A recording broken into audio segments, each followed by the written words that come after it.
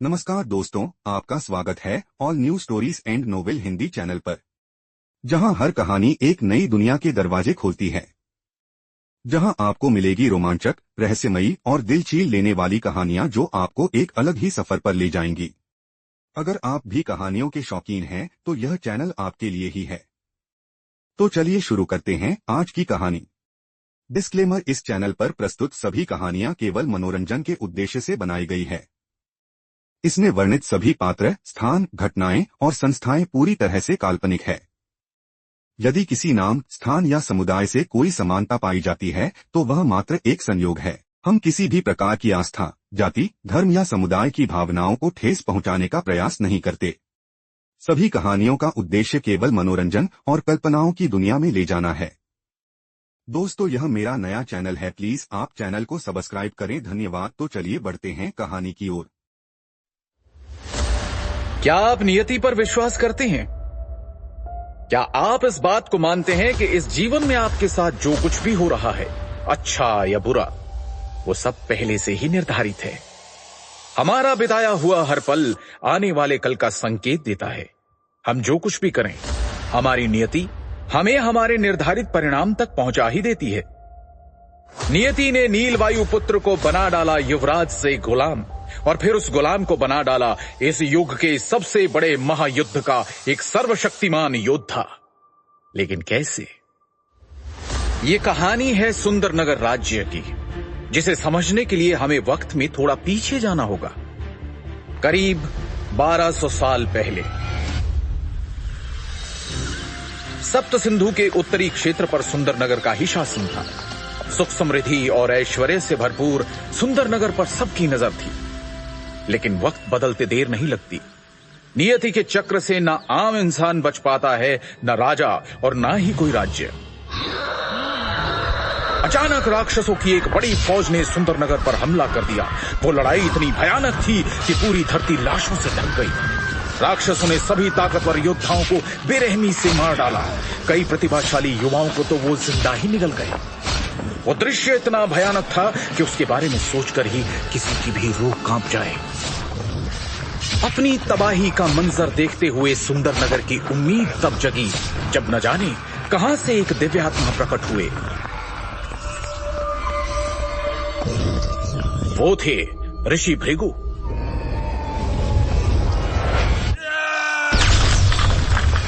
उन्होंने सभी राक्षसों को अपनी पवित्र श्वेत अग्नि से जलाकर भस्म कर दिया और सुंदरनगर को तबाह होने से बचा लिया। उसके बाद भृगु ऋषि ने राज परिवार के वर्तमान राजा को 2 दिव्य औषधीय गोलियां और जीवन के सूत्र नामक एक पुस्तक देते हुए कहा, हे राजन, इस पुस्तक में दिव्य शक्तियों के सूत्र है। इस पुस्तक की रहस्यमय दिव्य शक्तियों को जागृत करने वाला व्यक्ति संपूर्ण मानव जाति का कल्याण करेगा। उनके द्वारा कहे गए ये शब्द बादलों में होती गर्जना की तरह पूरे क्षेत्र में गूंज उठे। तब से लेकर अब तक पीढ़ी दर पीढ़ी कई लोगों ने उस पुस्तक को पढ़ा, लेकिन कोई भी उसमें लिखे किसी भी तरह के दिव्य सूत्र को खोजने में सफल नहीं हुआ। वक्त बीतता गया। इंसान की लालसा, जलन और गद्दी की चाहत के चलते राज परिवार के बीच अनबन और राजनीति सुंदरनगर को पतन की ओर धकेलती चली गई। फिर कई सालों बाद वायुपुत्र परिवार के वंशज वीरेंद्र वायुपुत्र ने महाराज बनकर सुंदरनगर की बागडोर संभाली और अपनी निष्ठा और ईमानदारी के साथ उसे उत्थान की ओर ले चले। परंतु उनके धूर्त भाइयों को महाराज वीरेंद्र वायुपुत्र की तरक्की रास नहीं आ रही थी। महाराज वीरेंद्र के पराक्रम के सामने उनके सौतेले भाई यजुवेंद्र और नागेंद्र दोनों फीके पड़ जाते थे। महाराज अपनी प्रजा का खूब ख्याल रखते थे और प्रजा भी उन्हें बेहद पसंद करती थी। महाराज सुंदरनगर की प्रतिष्ठा को वापस ऊंचाइयों पर ले जाने की हर मुमकिन कोशिश कर रहे थे। यहां तक कि पास के शक्तिशाली श्यामल साम्राज्य के सम्राट बिंदुसार भी महाराज वीरेंद्र से रिश्ता गहरा करने के लिए राजी हो गए थे, जिसके चलते उन्होंने अपने परिवार की किसी एक बेटी की शादी सुंदरनगर के युवराज से करने का वचन दिया था। लेकिन साथ ही महाराज वीरेंद्र के खिलाफ पनप रहा था एक षड्यंत्र। लालच और ईर्ष्या की आग में जलते दोनों भाई नागेंद्र और यजुवेंद्र कई सालों से महाराज के खिलाफ एक चाल चल रहे थे। एक तरफ उन्होंने धीरे धीरे करके राज्य के कुछ खास लोगों को अपने साथ कर लिया, वहीं दूसरी तरफ महाराज के वफादार, जिन्हें वो अपने साथ शामिल नहीं कर सकते थे, उन दोनों ने उन सबको महाराज के साथ ही मार डालने का षड्यंत्र रचा। महाराज वीरेंद्र का बेटा युवराज नील वायुपुत्र बहुत ही प्रतापी बच्चा है।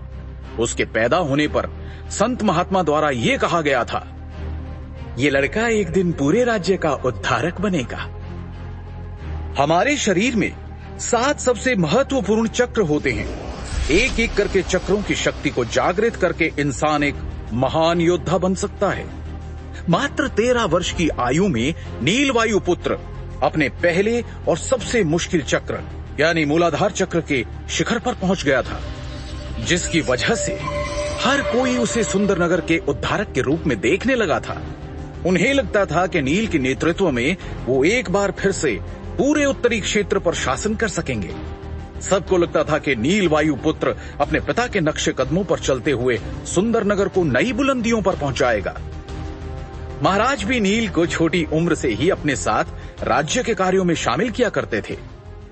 पता नहीं क्यों, लेकिन नील को कभी भी अपने दोनों चाचा कुछ ठीक नहीं लगते थे और उसे यह भी समझ नहीं आता था कि उनकी धूर्तता को महाराज क्यों नजरअंदाज कर देते हैं। श्यामल साम्राज्य के सम्राट के साथ संधि महोत्सव करने के बाद सुंदरनगर में भी उत्सव का माहौल था। राजमहल में 13 साल का नन्हा युवराज नील भागते हुए बड़े से कमरे का दरवाजा खोलकर अंदर आता है। वो कमरा बहुत ही भव्य था। उस कमरे में प्रवेश करते ही वो अपनी नन्ही नन्ही आंखों से चारों तरफ देखने लगा। ऐसा लग रहा था मानो वो किसी को ढूंढ रहा हो।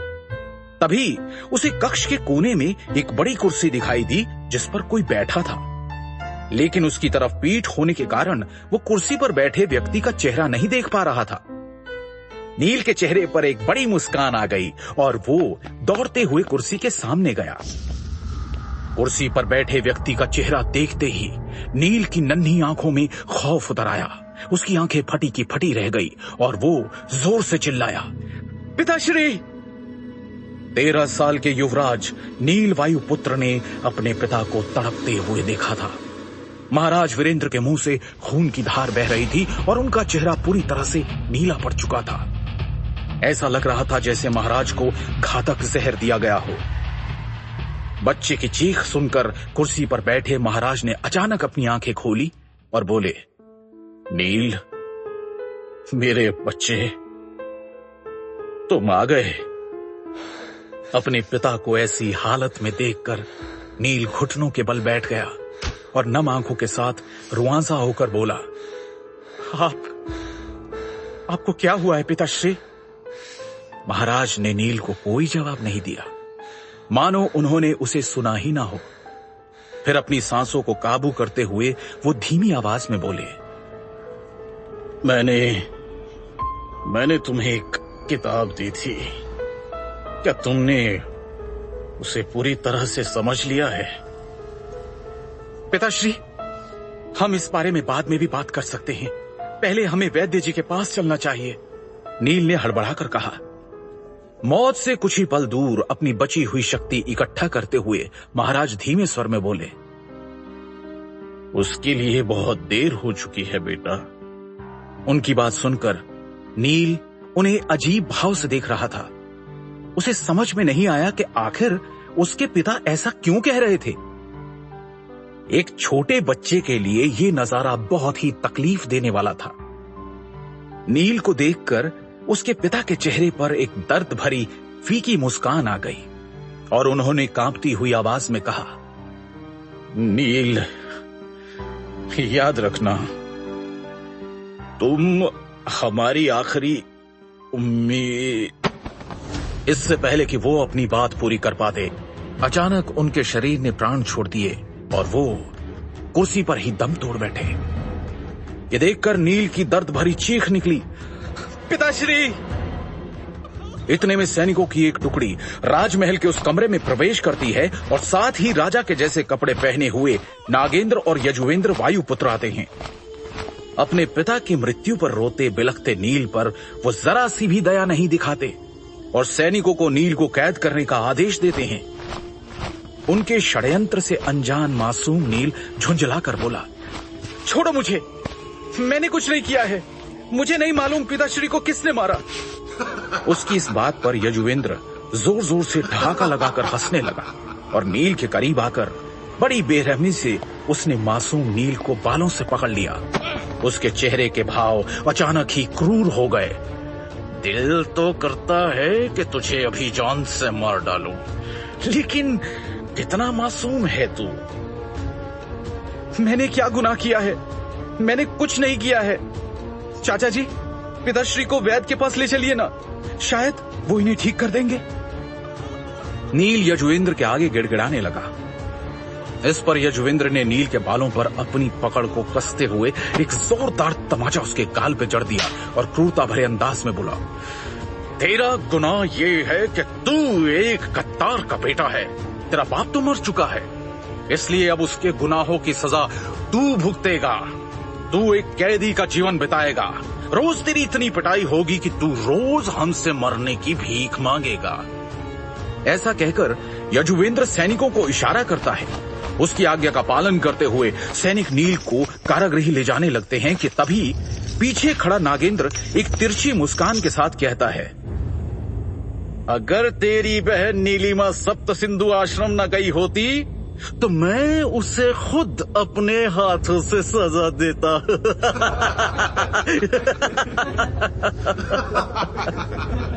उसकी ये बात सुनकर यजुवेंद्र और वहां मौजूद उनके खास आदमी जोर जोर से हंसने लगे। नील ने जब ये बात सुनी तो उसका खून खौल गया। एक झटके से नील ने सैनिकों से खुद को छुड़वाया और नागेंद्र को मारने के लिए उसकी ओर भागा। जैसे ही नील नागेंद्र के पास पहुंचा, नागेंद्र ने ज्यादा जोर लगाए बिना एक मुक्का नील के पीठ पर दे मारा और एक ही मुक्के से उसने नील को धूल चटा दी।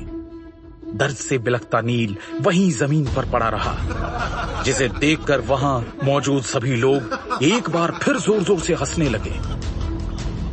एक छोटा सा बच्चा जिसने अपने पिता को अपनी आंखों के सामने तड़प तड़प कर मरते हुए देखा हो और फिर अपने ही चाचाओं से इतना बड़ा धोखा खाया हो, वो कैसे उभर पाएगा इतने दुख से और कैसे निकल पाएगा सुंदर नगर की कैद से, ऐसी कैद जो नर्क से भी बदतर है। कुछ सालों बाद नील वायुपुत्र को एक गुलाम का जीवन बिताते हुए 3 साल गुजर गए। ये 3 साल नील के लिए बेहद दर्दनाक थे, क्योंकि उसके चाचा और वर्तमान महाराज के आदेश के अनुसार नील को एक प्रशिक्षण सहायक बना दिया गया था। मुख्य रूप से प्रशिक्षण सहायक मौत की सजा पाए हुए वो कैदी थे जिन्हें शिष्यों के हाथों पीटने के लिए रखा गया था।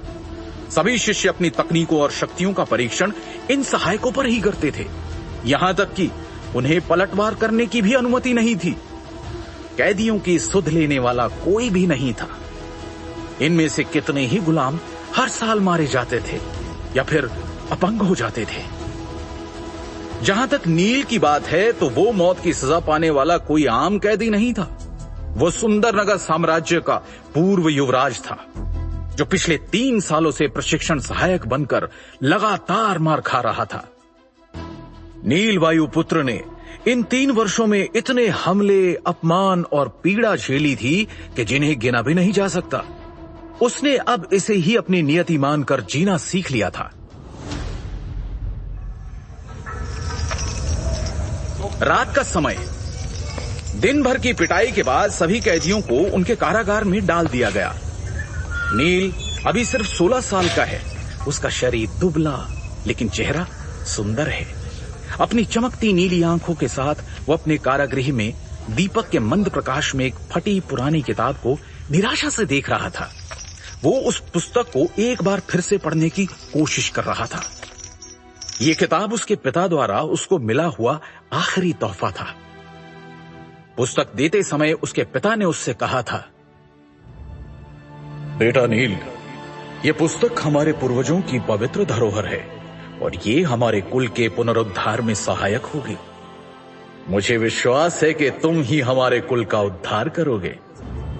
याद रखना बेटा, मानवता ही परम धर्म होता है।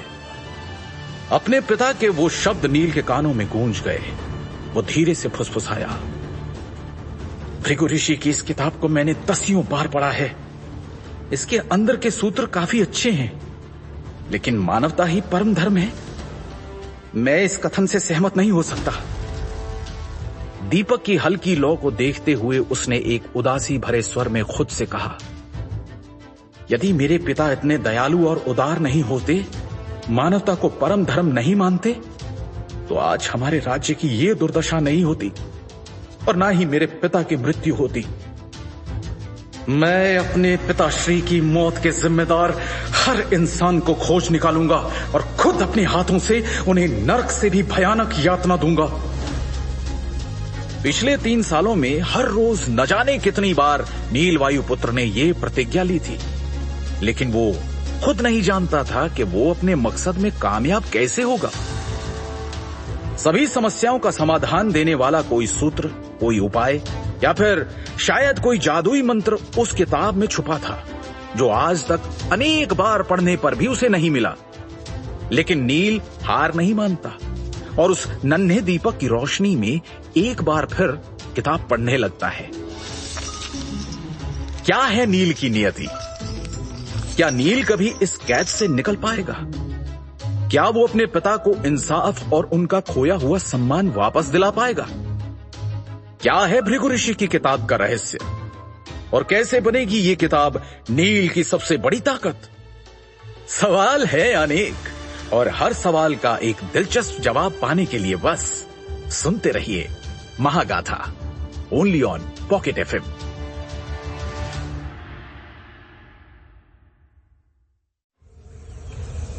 सुबह के वक्त आकाश में हल्का उजाला हो गया था, लेकिन सर्द सुबह की ठिठुरन अभी भी महसूस की जा सकती थी। झील के किनारे बने मंदिर से आती घंटियों की धीमी आवाज को सुना जा सकता था।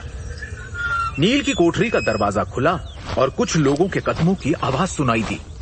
उन लोगों में से एक आदमी आगे बढ़कर अपना पैर नील पर पटकते हुए ऊंची आवाज में चिल्लाया, तुम सो रहे हो? ये राजमहल नहीं कारागार है। यहां तुम्हें नियम के हिसाब से चलना होगा। तुम अब सुंदर नगर के युवराज की तरह बर्ताव नहीं कर सकते। ये व्यक्ति सुंदर नगर का कारागार प्रभारी है। उसके मुंह पर चोट के कई निशान हैं, साथ ही उसके कुछ दांत भी टूटे हुए थे। नीलवायु पुत्र ने धीरे से अपना कंबल हटाया, लेकिन अभी भी उसकी आंखें बंद थी। लेकिन फिर निराश होकर वो पत्थर के बिस्तर से नीचे उतरा और चुपचाप उसने अपने कपड़े पहन लिए। उसके कपड़े पुराने और फटे हुए थे, जैसे कि उन्हें सालों से पहना जा रहा हो। कारागार प्रभारी नील के सर पर जोर से मारते हुए चिल्लाया, इसकी आदत दिन ब दिन बिगड़ती जा रही है। इसे जल्दी से बाहर ले जाओ। ऐसा कहकर उसने इशारा किया और उसके पीछे खड़े लोग नील के पास आए और उसके हाथों और पैरों में बेड़ियां बांधकर उसे चमड़े का मोटा कवच पहनाने लगे और फिर उसे बदतमीजी से धकेलकर प्रशिक्षण स्थल ले आए। प्रशिक्षण स्थल एक बहुत बड़ा मैदान था। ये सुंदर नगर राज्य के मुख्य शिष्यों के लिए अभ्यास करने की जगह थी। प्रवेश द्वार के दोनों तरफ सफेद संगमरमर से बने बड़े बड़े खंबे थे, जिनके ऊपर शेर की प्रतिमाएं बनी हुई थी। वहीं अंदर हरे रंग के वस्त्र पहने 30 से अधिक शिष्य अखाड़े के बीच मुख्य आचार्य के मार्गदर्शन में युद्ध कला का अभ्यास कर रहे थे। ये सुंदर नगर के मुख्य शिष्य थे। उन सभी को कठिन परीक्षाओं के बाद मुख्य शिष्य के रूप में चुना गया था, जिनकी प्रतिभा को निखार कर सैनिकों के रूप में तैयार किया जा रहा था। वहीं अखाड़े के दूसरी तरफ चमड़े का कवच पहने 20 से अधिक पुरुष खड़े थे। उनके हाथ पैर भी नील की तरह ही बंधे हुए थे। लगातार हर रोज मार खाने के कारण उन सभी के शरीर थके हुए, चोटिल और घाव से भरे थे। प्रशिक्षण स्थल में पहुंचने के बाद नौकरों ने नील को भी उन आदमियों के साथ खड़ा कर दिया। इनमें से अधिकांश पुरुष कैदी वो थे जिन्हें या तो मौत की सजा या फिर उम्र कैद की सजा सुनाई गई थी। सभी कैदियों को सहायक के रूप में इस्तेमाल किया जाता था। मुख्य आचार्य की आवाज प्रशिक्षण स्थल में गूंज उठी, आज का अभ्यास यहीं समाप्त होता है। अब सभी लोग एक एक सहायक चुन लें। वास्तविक मानव शरीर पर प्रहार करने से आप मानव शरीर की हड्डियों की संरचना और कमजोरियों से परिचित हो जाएंगे। आचार्य के निर्देश के बाद सबने अपना अपना सहायक चुन लिया। जल्दी ही सभी गुलामों की दर्द भरी चीखें प्रशिक्षण स्थल में गूंजने लगी। कई शिष्यों ने बारी बारी नील को चुना, क्योंकि पूर्व युवराज को पीटना उन सभी के लिए किसी उपलब्धि से कम नहीं था। एक एक करके सबने नील का मजाक उड़ाते हुए उसके साथ अभ्यास किया। इस दौरान नील शांत रहा और भावहीन चेहरे के साथ अपने शरीर के महत्वपूर्ण हिस्सों को बचाने पर ध्यान केंद्रित करता रहा। इस अपमान और पीड़ा को झेलना तो वो सीख चुका था। उसने बस इस बात से संतोष कर लिया था कि कम से कम उसकी बहन नीलिमा वायुपुत्र इस सबसे दूर सप्त सिंधु आश्रम में सुरक्षित है। वहीं दूसरी तरफ राजमहल के एक आलीशान कमरे में, जहां कभी महाराज वीरेंद्र रहा करते थे, अब वहां नागेंद्र और यजुवेंद्र सुंदर नगर के राजा बने बैठे अपनी अय्याशियों में डूबे रहते हैं। अनेकों दासियां उनकी सेवा में हर पल रहती हैं और वो दोनों शराब और ताकत के नशे में चूर सबसे बदतमीजी से पेश आते हैं। आज जब नशे में मदमस्त यजुवेंद्र एक दासी को अपनी गोद में बिठाए उसके यौवन का आनंद ले रहा था, वहीं नागेंद्र कुछ परेशान सा दिखाई पड़ रहा था। उसे देखकर यजुवेंद्र बोला, भाई साहब, लगता है इन दासियों से आपका मन भर चुका है। आप कहें तो मैं आपके लिए कुछ नई दासियां बुलवा लूं। इस पर परेशान से नागेंद्र ने झुंझलाकर इशारा किया और बोला, एकांत। मालिक का आदेश पाकर सभी दासियां वहां से चली गई। ये देखकर यजुवेंद्र ने फिक्र जाहिर करते हुए पूछा, आखिर बात क्या है भाई साहब? इस पर नागेंद्र बोला, नील वायुपुत्र अब 13 साल का बच्चा नहीं है। वो बड़ा हो रहा है और उम्र के साथ उसकी शारीरिक शक्ति भी बढ़ेगी। अब हमें उसका कुछ करना होगा। नागेंद्र की बात सुनकर यजुवेंद्र को हंसी आने लगी, लेकिन उसने खुद को संभालते हुए कहा, अरे भाई साहब, आप इस बात से परेशान हैं क्या? वो एक गुलाम है जो पिछले 3 साल से इतनी मार खा चुका है कि उसके शरीर में लड़ने की शक्ति होना तो दूर, उसके शरीर में आत्मा को पकड़े रखने की भी शक्ति नहीं होगी। आप बेफिक्र रहिए। नागेंद्र यजुवेंद्र को बीच में ही टोकते हुए बोला, और नीलिमा, वो सप्त सिंधु आश्रम में महायोद्धा बनने की कगार पर होगी। जब उसे पता चलेगा कि उसका भाई हमारी कैद में है तो वो उसको बचाने की कोशिश नहीं करेगी। यजुवेंद्र हंसते हुए बोला, भाई साहब, आपको क्या लगता है मैंने इस बारे में नहीं सोचा होगा? आप निश्चिंत रहिए, नीलिमा का भी इंतजाम हो चुका है। कहते हुए यजुवेंद्र के चेहरे पर एक कुटिल मुस्कान थी। यहां प्रशिक्षण स्थल में नील बुरी तरह शिष्यों से मार खा रहा था कि तभी रेशमी कपड़े पहने एक युवक दिखाई दिया, जिसके पीछे कई लोग सहायकों की तरह चल रहे थे। युवराज आ गए। प्रशिक्षण स्थल पर मौजूद शिष्यों ने अपना अभ्यास रोक दिया और उस युवक की चापलूसी करने में लग गए। युवराज, आखिर आप साधना से बाहर आ ही गए। आप काफी ऊर्जावान और तरोताजा दिख रहे हैं। लगता है आपने खुद को काफी मजबूत बना लिया है। हमारे युवराज बहुत प्रतिभाशाली हैं। ये हमारे सुंदरनगर की शान है। मुझे यकीन है इन्होंने अपना स्वाधिष्ठान चक्र जागृत कर लिया है और वीर योद्धा बन गए हैं। नील की नजर रेशमी कपड़े पहने उस लड़के पर पड़ी तो उसके भीतर क्रोध की एक ज्वाला भड़क उठी। ये तथाकथित युवराज देवदत्त वायुपुत्र हैं, जो उसके पिता के सौतेले भाई नागेंद्र का सबसे बड़ा बेटा है और नील की ही उम्र का है। नील को गुलाम बनाए जाने के बाद देवदत्त वायुपुत्र को नील की जगह सुंदरनगर का युवराज बना दिया गया था। कुछ समय से देवदत्त वायुपुत्र अपनी साधना पर ध्यान देने के लिए एकांत में चला गया था, इसलिए कई दिनों से वो कहीं दिखाई नहीं दे रहा था। अब उसे देखकर कोई भी बता सकता था कि एकांतवास से बाहर आने के बाद वो और भी मजबूत हो गया है। देवदत्त को महसूस हुआ कि कोई पैनी नजर से उसे देख रहा है। उसने उस ओर अपना सिर घुमाया तो उसकी नजर नील पर पड़ी। वो अपने चेहरे पर एक मुस्कान लेकर नील के पास आया और उसका मजाक उड़ाते हुए बोला, इतने लंबे समय के बाद भी तुम्हें जीवित देखकर मुझे आश्चर्य हो रहा है। नील ने ठंडे स्वर में जवाब दिया, सच कहा, मैं अभी तक मरा नहीं हूं। मेरी इतनी फिक्र करने के लिए धन्यवाद। नील का जवाब सुनकर कई शिष्य नील पर बरस पड़े। युवराज से इस लहजे में बात करने की तुम्हारी हिम्मत कैसे हुई? तुम सिर्फ एक गुलाम हो। तुरंत नीचे झुककर युवराज से माफी मांगो, वरना आज तुम्हें अपने पैदा होने पर भी पछतावा होगा। उन्होंने ऐसे जताया जैसे नील ने कोई बहुत बड़ा गुनाह कर दिया हो। देवदत्त वायुपुत्र ने सभी को चुप होने का इशारा किया। फिर एक अभिमानी मुस्कान के साथ पूछा, नील, क्या तुम जानते हो मैं एकांतवास में क्यों गया था? नील ने कोई जवाब नहीं दिया। वो लगातार देवदत्त को घूर रहा था। देवदत्त ने अपनी बाजुओं पर हाथ फेरते हुए बड़ी हैरत के साथ कहा, भृगु ऋषि द्वारा भेंट की हुई गोली वास्तव में असाधारण है। उसमें मौजूद दिव्य ऊर्जा ने मेरे शरीर को पूरी तरह से शुद्ध कर दिया है, जिससे मुझे ऐसा महसूस हो रहा है मानो मेरा पुनर्जन्म हुआ हो। उसकी सहायता से मैंने अपने दूसरे कुंडालिनी चक्र की शक्ति को जागृत कर लिया है। अभी तो मेरे शरीर में उसकी 80% ऊर्जा बाकी है।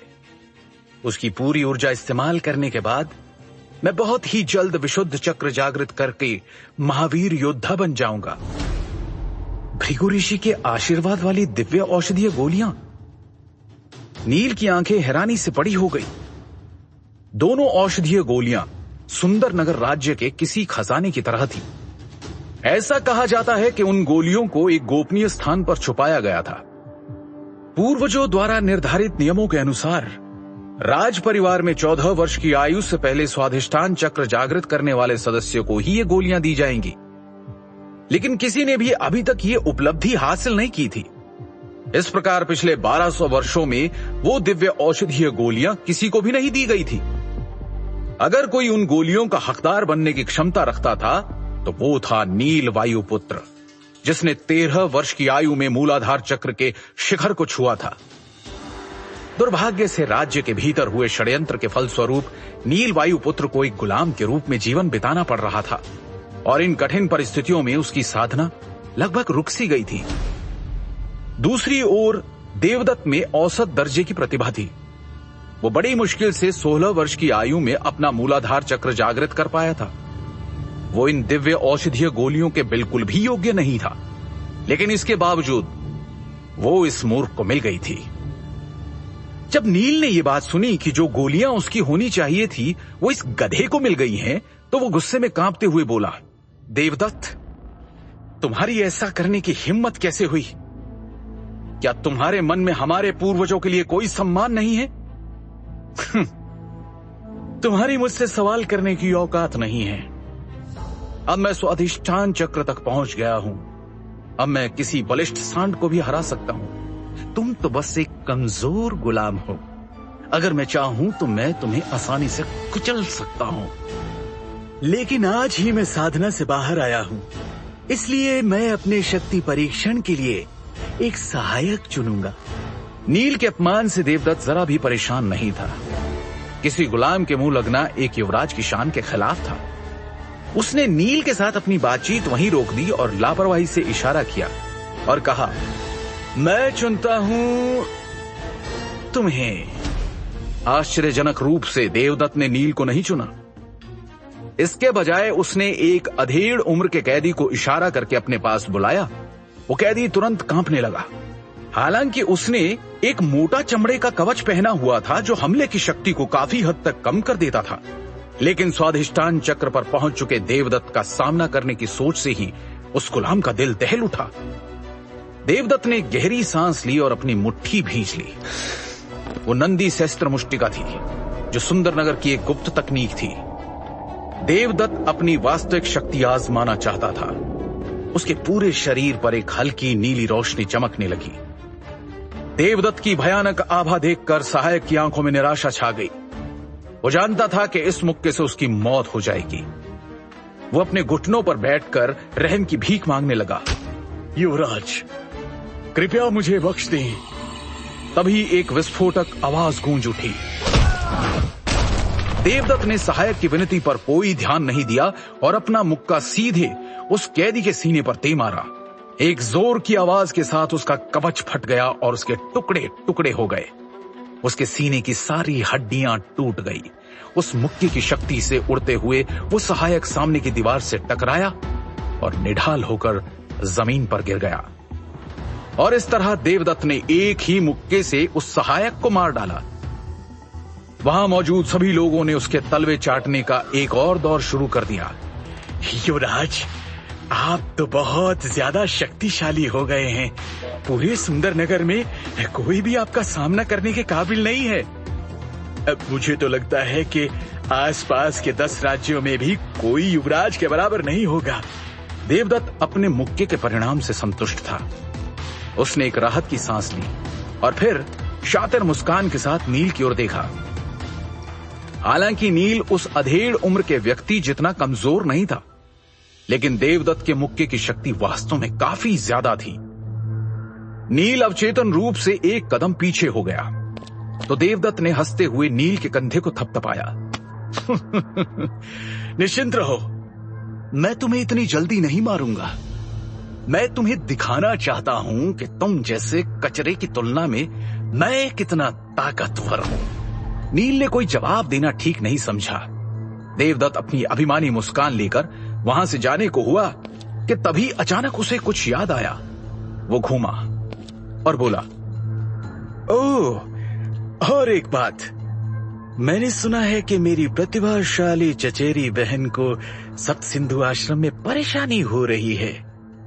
उसे काली पहाड़ी पर कैद कर दिया गया है। नीलिमा को कैद कर दिया गया है? ये सोचकर ही नील का दिल दहल गया। पिछले 3 सालों में नील ने कभी इस बात की परवाह नहीं की कि उसे एक गुलाम के रूप में रखा गया था। उसे हर रोज बुरी तरह घायल होने तक पीटा जाता था। उसने इस बात की भी परवाह नहीं की थी कि देवदत्त ने उससे दिव्य औषधीय गोलियां छीन ली जो मूल रूप से उसी की होनी चाहिए थी। लेकिन उसकी बहन नीलिमा उसकी एकमात्र कमजोरी थी। वो किसी भी हालत में उसे कुछ भी नहीं होने दे सकता था। क्या करेगा नील? कैसे बचाएगा वो अपनी बहन को जब वो खुद को ही बचा नहीं पा रहा है? क्या नीलिमा के कैद होने के पीछे यजुवेंद्र का हाथ है या है कुछ और ही बात? जानने के लिए सुनते रहिए Mahagatha, only on Pocket FM. Neelima Vayuputra Sundarnagar की एकमात्र उम्मीद थी, यहां तक कि वो नील से भी अधिक प्रतिभाशाली थी।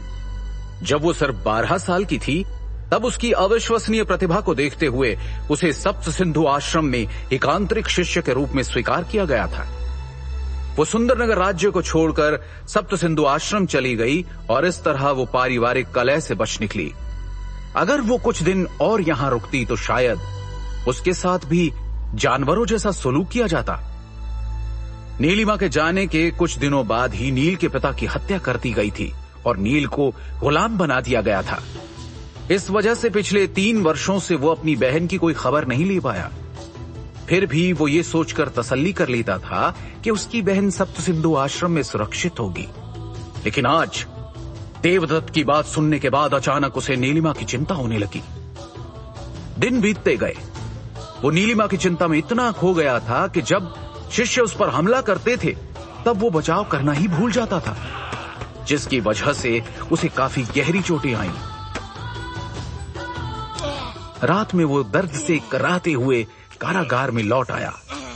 उसे किसी की आवाज सुनाई दी, ये तुम्हारी दवा है। बिरजू नाम के एक कारागार प्रभारी ने दवा की पुड़िया को लापरवाही से नीचे फेंक दिया और वापस जाने लगा। प्रशिक्षण सहायक कोई धातु के तो बने थे नहीं। यदि उनके घाव ठीक नहीं हुए तो वो कुछ दिन के बाद आंतरिक चोट से मर जाएंगे। इसलिए राज परिवार उन्हें ठीक होने के लिए दवा प्रदान करता है। हालांकि दवाओं के निम्न श्रेणी के होने के कारण उन्हें ज्यादा आराम नहीं मिलता। नील ने थके हुए हाथों से जब दवा की उस पुड़िया को खोला तो उसमें केवल एक ही गोली मौजूद थी। वो चिल्लाया, बिरजू, आज केवल एक ही गोली क्यों दी गई है? बिरजू ने अकड़कर जवाब दिया, ये एक आशीर्वाद है, इसलिए जो मिल रहा है उसे चुपचाप ले लो। इस पर नील ने बिरजू को घूर कर देखा और गुस्से में बोला, राज परिवार हर दिन उपचार की 3 गोलियां बांटता है, लेकिन इसमें केवल एक ही है। लगता है तुम भी अपनी जेब भरने लगे हो। सुंदर नगर में चोरी करना एक अपराध है। क्या तुम्हें मौत से डर नहीं लगता? बिरजू ने कठोर स्वर में जवाब दिया, बेशक मुझे डर लगता है, लेकिन मैं तुम जैसे तुच्छ गुलाम से नहीं डरता। क्या तुम विरोध करना चाहते हो? मैं इस रवैये को कभी बर्दाश्त नहीं कर सकता। नील पहले से ही अपनी बहन की सुरक्षा को लेकर परेशान था। उसने बिरजू को चमकदार आंखों से देखा। उसकी आंखों में एक तेज जानलेवा इच्छा छिपी हुई थी। नील के यूं घूरने से बिरजू एक पल के लिए डर गया, लेकिन फिर उसने आगे बढ़कर नील को उंगली दिखाते हुए कहा, तुम मुझे घूर क्यों रहे हो? क्या तुम मुझे मारना चाहते हो? नील ने तुरंत ही उसे धक्का दे दिया, जिससे बिरजू तुरंत जमीन पर गिर पड़ा। तुम केवल एक गुलाम हो। तुम्हारी हिम्मत कैसे हुई मुझ पर हमला करने की? बिरजू जमीन से उठने में सफल रहा, लेकिन घबराहट उसके चेहरे पर साफ देखी जा सकती थी। नील ने 2 कदम आगे बढ़ाए और अपनी उंगली चटकाते हुए ऊंची आवाज में बोला, तुम राज परिवार के सदस्य नहीं हो, फिर भी तुम इस तरह की घिनौनी हरकत कर रहे हो। क्या तुम्हें सच में लगता है कि मैं तुम्हें चोट पहुंचाने की हिम्मत नहीं करूंगा? नील की ये बात सुनकर बिरजू ने मन ही मन हिसाब लगाया कि इस वक्त अगर वो नील से लड़ता है और ये बात ऊपर तक चली जाती है तो उसकी चोरी भी सबके सामने आ जाएगी। नील की आंखों में लड़ मरने का जज्बा था, जिसे देखकर बिरजू वहां रुकने की हिम्मत नहीं कर सका। इसलिए वो कोठरी के लोहे के दरवाजे को बंद करके वहां से भाग गया। उसे यूं भागता देख नील ने उसका मजाक उड़ाते हुए तंज कस दिया, कमीने ही इस तरह की नीच हरकत करते हैं। और फिर झुंझलाकर खुद से ही बोला, मैं सुंदर नगर की इस काल कोठरी में और नहीं रुक सकता। पर समस्या यह है कि मैंने अभी तक केवल मूलाधार चक्र ही जागृत किया है। इतनी सी शक्ति के साथ सब सिंधु आश्रम को तो भूल ही जाओ। मैं तो इस सुंदर नगर से बाहर भी नहीं जा सकता। इसी छटपटाहट में नील उस छोटे से कारागार में इधर से उधर चक्कर लगा रहा था। वो जल्द से जल्द इस दलदल से बाहर निकलना चाहता था, लेकिन वो यहां से बाहर निकलने का रास्ता खोज नहीं पा रहा था। झुंझलाहट में वो चीख कर बोला, मैं कमजोर हूं, मैं अभी भी बहुत कमजोर हूं, वरना मैं इस छोटे से कारागृह में नहीं फंसा होता। मुद्दा यह है कि मैं एक गुलाम हूं। इसका मतलब है कि मुझे हर दिन प्रशिक्षण सहायक बनना पड़ता है और इस तरह से मुझे साधना करने का समय ही नहीं मिलता। अगर ऐसा ही चलता रहा तो देर सवेर मुझे पीट पीट कर मार दिया जाएगा। जितना वो इस बारे में सोचता उतना ही चिंतित हो जाता। उसने मेज पर अपनी दृष्टि डाली तो फटी पुरानी जीवन के सूत्र पुस्तक अभी भी वहीं पड़ी थी। उस पुस्तक को देखकर नील को पुरानी सभी बातें याद आ गई कि किस तरह उसे कभी एक उद्धारक के रूप में देखा जाता था और कैसे वो अब एक गुलाम, एक कैदी की तरह यहां फंस चुका है। नियति के चक्र को समझना किसी के लिए भी मुश्किल होता है, खास तौर पर तब जब हम मुश्किल वक्त का सामना कर रहे होते हैं। जैसे कि इस वक्त सुंदर नगर का पूर्व युवराज नीलवायु पुत्र एक बुरे दौर से गुजर रहा है। इस वक्त वो सोच ही नहीं सकता कि ये कैदी का जीवन भी उसे उसकी मंजिल तक पहुंचाने का उसकी नियति का ही एक तरीका है। इस फटी पुरानी किताब में दिव्य सूत्रों का एक पूरा गुच्छा है, लेकिन ये मेरे किसी काम की नहीं है। इसे पढ़ने से मुझे क्या फायदा है? नील ने उन तथाकथित दिव्य शक्तियों के बारे में सोचकर बार बार इस पुस्तक को पढ़ा था, लेकिन उसे इस तरह का कोई भी सूत्र नहीं मिला। इस वक्त उसकी मनोदशा बहुत खराब थी। जब से उसे अपनी बहन के बारे में देवदत्त से पता चला है, उसके सभी घाव मानो वापस हरे हो गए और उसकी यहां से निकलने की इच्छा एक बार फिर से तीव्र हो गई थी। लेकिन जितना वो यहां से निकलने के बारे में सोचता, वो उतना ही हताशा, निराशा और झुंझलाहट से भर जाता। इस वक्त उसकी छटपटाहट अपने चरम पर थी। उसने नाराजगी से किताब उठाई और उसे बीच से फाड़ दिया, फिर उसे जला देने के लिए दिए के ऊपर रख दिया। आग ने तुरंत अपना काम शुरू कर दिया और देखते ही देखते वो किताब जलकर राख हो गई। किताब को जलते हुए देखकर नील को होश आया और उसे अपने किए पर पछतावा हुआ। उसने मन ही मन खुद को समझाया, नील, तुम एक किताब पर गुस्सा क्यों निकाल रहे हो? इस पुस्तक ने भला क्या गलत किया है? समस्या तुम्हारी खुद की कमजोरी है। तुम दूसरों की दया पर जी रहे हो और बलि के बकरे की तरह तुम्हारा इस्तेमाल किया जाता है। किताब में आग बहुत तेजी से लगी थी। जब तक नील को होश आया तब तक आग ने किताब को राख कर दिया था। व्याकुल होकर नील ने राख के ढेर की ओर देखा कि शायद किताब के कुछ हिस्से अभी सुरक्षित हों। अरे, ये क्या है? नील ने राख को साफ किया और एक सुनहरी वस्तु को उसमें से बाहर निकाला। उसने जो पाया वो एक स्वर्ण पत्र के जैसा था। जब मैंने इस पुस्तक को पढ़ा था तो मैंने इस स्वर्ण पत्र पर ध्यान नहीं दिया था। जरूर इसे किताब के अंदर छुपाया गया होगा, लेकिन आखिर कोई इसे किताब के अंदर क्यों छुपाएगा? मन ही मन ये सोचते हुए जब नील ने अपनी आंखें स्वर्ण पत्र पर केंद्रित की तो उसकी आंखें अचानक चौड़ी हो गई। स्वर्ण पत्र पर बारीकी से कुछ अजीब से चिन्ह बनाए गए थे।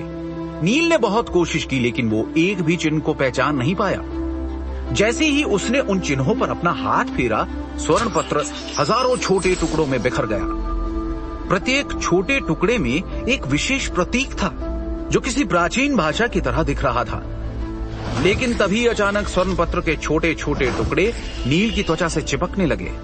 धीरे धीरे वो उसके चेहरे, आंखों, गर्दन, बाहों से होते हुए पैरों तक पूरे शरीर में फैल गए। कुछ ही देर में नील के शरीर का हर हिस्सा स्वर्ण पत्र के छोटे छोटे टुकड़ों से भरा हुआ था। आखिरी टुकड़ा सीधा नील के मस्तिष्क में जा लगा। उसे ऐसा महसूस हुआ जैसे किसी भारी हथौड़े से उसके ऊपर वार किया गया हो। उसका शरीर जोर जोर से कांपने लगा और उसके शरीर पर चिपकी सोने की परत तेजी से चमकने लगी। नील ने अचानक महसूस किया कि उसका शरीर किसी भट्टी की तरह गर्म होने लगा है। जब स्वर्ण पत्र का आखिरी टुकड़ा भी नील के मस्तिष्क में चला गया तो उसके शरीर पर चिपके छोटे छोटे कण धीरे धीरे गायब हो गए। वो उसके शरीर के अंदर समा चुके थे। उसके मन में अचानक से कुछ स्मृतियां प्रकट हुई, ऐसी यादें जो उसकी अपनी नहीं थी। देवीय देह शोधन तकनीक, प्राचीनतम शोधन तकनीक। आत्मा ही आपका वास्तविक अस्तित्व है, इसलिए अपने भौतिक शरीर को शुद्ध करें और इसे हथियार के रूप में प्रयोग करें। आकाशवाणी की तरह उसके मन में गूंजे इन शब्दों को समझकर नील खुद से ही बोला, ये किस तरह की शोधन तकनीक है? हालांकि वो कुछ शोधन तकनीकों के बारे में जानता था, लेकिन वो इस तरह की किसी भी तकनीक से अनजान था। जिन तकनीकों की उसे जानकारी थी वो सब हथियार निर्माण करने के काम आती थी, न कि शरीर को साफ या शुद्ध करने के। शरीर को हथियार की तरह इस्तेमाल करना, इसका मतलब क्या था? क्या ऐसा हो सकता है कि ये शोधन तकनीक किसी के शरीर को मजबूत बनाने के लिए प्रयोग में लाई जाती है? नील खुद से ही विचार विमर्श कर रहा था, लेकिन तभी उसने महसूस किया कि उसका शरीर गर्म होने लगा है, जैसे उसे तेज बुखार हो गया हो। गर्म धारा को महसूस करते हुए उसकी एक तीखी चीख निकली। ऐसा कैसे हो सकता है? मेरा शरीर इतना गर्म क्यों हो रहा है? उसने सोचा, अगर ऐसा ही चलता रहा तो उसका पूरा शरीर जलकर राख बन जाएगा। और वो कोने में रखे पानी के टब के पास गया और बिना कुछ सोचे समझे उस टब में कूद गया। तुरंत ही पानी के टब से भाप उठने लगी। कुछ ही देर में उसके शरीर की गर्मी के कारण टब का सारा पानी उबलकर भाप बन गया और पूरा कारागृह धुएं से भर गया। पानी ने भी नील के शरीर के तापमान को कम नहीं किया, बल्कि तापमान और भी बढ़ता गया। जल्द ही उसकी त्वचा से लाल गर्म लोहे के टुकड़े की तरह गहरे लाल रंग का प्रकाश निकलने लगा। उसे बेतहाशा दर्द हो रहा था, लेकिन अपनी नियति से अनजान वो चाहकर भी कुछ नहीं कर पा रहा था। क्या होगा आगे? क्या नील इस पीड़ा को झेल पाएगा? क्या है इस पुस्तक का रहस्य? क्या वो बनेगा सुंदरनगर का उद्धारक, या कोशिश करते हुए खत्म हो जाना ही उसकी नियति है? जानने के लिए बस सुनते रहिए Mahagatha, only on Pocket FM.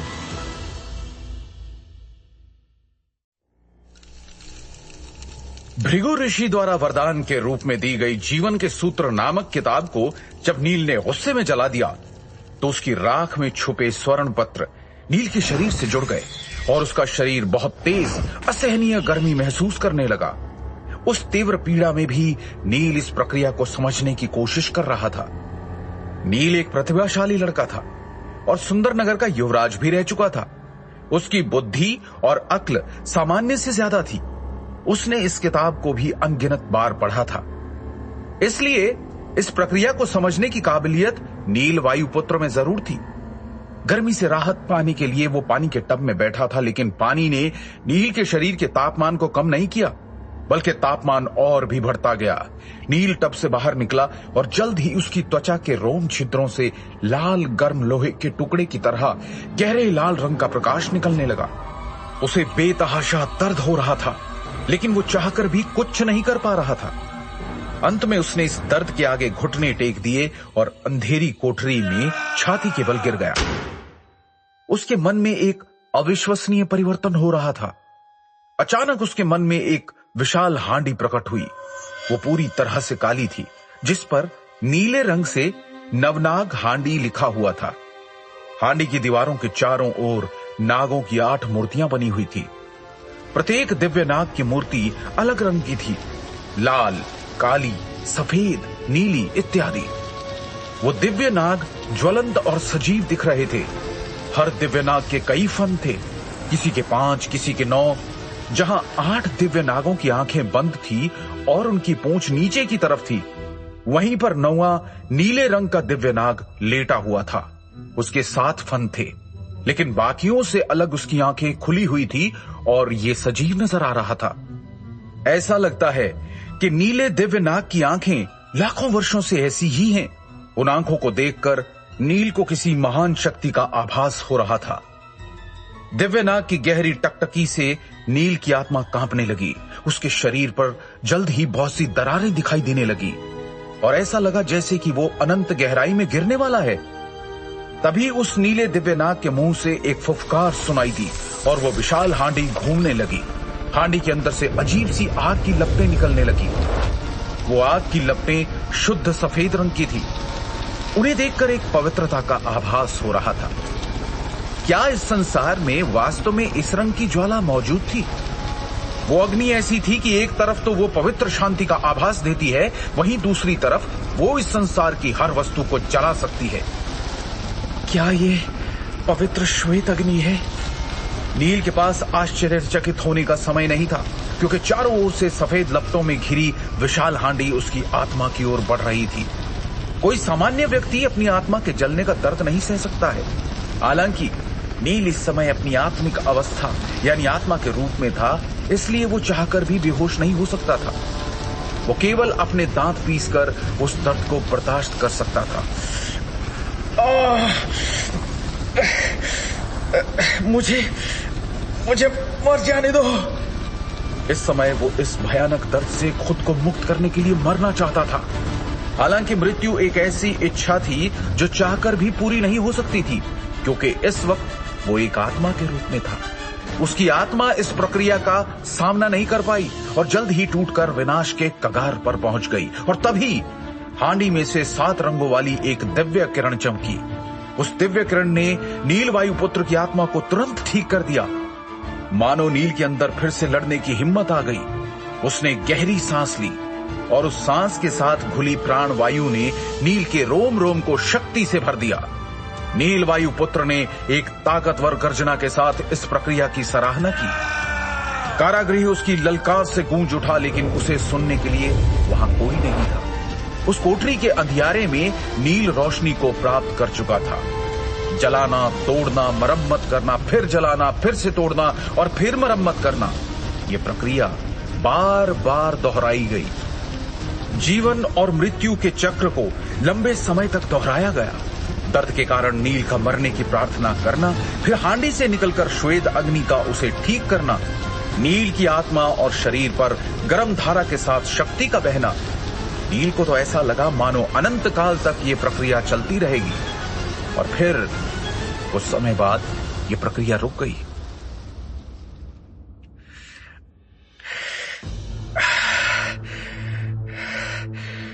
ये भयानक दर्द अब खत्म हो गया है। नील वायुपुत्र ने एक लंबी सांस छोड़ी। जब उसने उस दर्द के बारे में सोचा जिससे वो अभी अभी गुजरा था, तो डर के मारे उसका शरीर कांप गया। उसी समय उसकी आत्मा ने आश्चर्यजनक रूप से एक सुनहरी रोशनी को उजागर किया। काफी देर के बाद आखिरकार नील अपने अंतर्मन से बाहर निकल गया और चेतन अवस्था में आ गया। उसका शरीर बहुत कमजोर लग रहा था। उसके अंतर्मन में वो बड़ी सी हांडी अब घूमनी बंद हो गई थी, लेकिन सफेद लौ अभी भी जल रही थी। हालांकि उसकी आग अब भी पहले की तरह सभी दिशाओं में फैली हुई थी, लेकिन वो अब इतनी भयावह नहीं लग रही थी। दैवीय देह शोधन तकनीक, शरीर को हथियार की तरह इस्तेमाल करो। अचानक से ये शब्द नील के दिमाग में एक बार फिर कौंध गए और वो समझ गया कि उसकी आत्मा और शरीर को इस हांडी द्वारा मजबूत बनाया गया है। क्या भृगु ऋषि ने जिस दिव्य सूत्र की बात की थी वो ये था? और ये नवनाग हांडी आखिर है क्या? इस समय नील के मन में कई सवाल चल रहे थे। दुनिया बड़ी विचित्र है। यहां पर आश्चर्यों की कमी नहीं है। कुछ लोहार हथियारों का निर्माण करने के लिए सभी प्रकार के तरीकों का सहारा लेते हैं। कुछ लोग हथियार की शक्ति को निखारने के लिए लोगों को मारने से भी नहीं हिचकिचाते और इसे पूरी तरह से सामान्य माना जाता है। कुछ मानव रक्त इकट्ठा करते हैं और कुछ तो लोगों की आत्माओं को हथियारों के अंदर कैद करके उन्हें एक प्रकार के दिव्य हथियार में बदल देते हैं। लेकिन एक तरीका जिससे किसी के शरीर को एक जादुई हथियार में बदला जा सके अनसुना था। अब इसे सौभाग्य कहेंगे या दुर्भाग्य, यह तो वक्त ही बताएगा। लेकिन नियति ने अभी अभी अपना खेल दिखाया और नील को एक तरह का वरदान मिल गया। खुद को शांत करने के बाद नील को एहसास हुआ कि उसके साथ ऐसा होना कोई बुरी बात नहीं थी। उसे असहनीय दर्द हुआ था, और सिर्फ एक बार नहीं बल्कि कई बार। लेकिन नील वायुपुत्र इस बात को समझता था कि कुछ पाने के लिए बलिदान देना पड़ता है, बहुत कुछ सहना पड़ता है। ये जीवन की या नियति की एक चाल होती है। वो आपको कुछ देने से पहले आपकी काबिलियत की परीक्षा जरूर लेती है। इस दुनिया में जादुई हथियारों को 5 स्तरों में बांटा गया है: नश्वर स्तर, आध्यात्मिक स्तर, पृथ्वी स्तर, आकाश स्तर और दैवीय स्तर। इसके अलावा प्रत्येक स्तर को 3 वर्गों में विभाजित किया गया है: निम्न वर्ग, मध्यम वर्ग और उच्च वर्ग। नील का शरीर, जिसे अभी अभी एक हथियार के रूप में ढाला गया था, वो अभी केवल निम्न यानी सबसे निचले स्तर पर था। दरअसल खुद को हथियार के रूप में बदलना सबसे अजीब विचार है। नील के चेहरे पर एक बेबस मुस्कान दिखाई दी। उसने कारागार के एकमात्र द्वार की ओर देखा तो पाया कि भोर का समय हो चुका था। जरा सोचिए, अजीब बात थी कि नींद न आने के बाद भी उसे जरा भी थकान महसूस नहीं हो रही थी। इसके बजाय वो जोश से भरा हुआ था। अब उसके मन में वो बेचैन हलचल नहीं हो रही थी जो उसने पिछली कई रातों में महसूस की थी।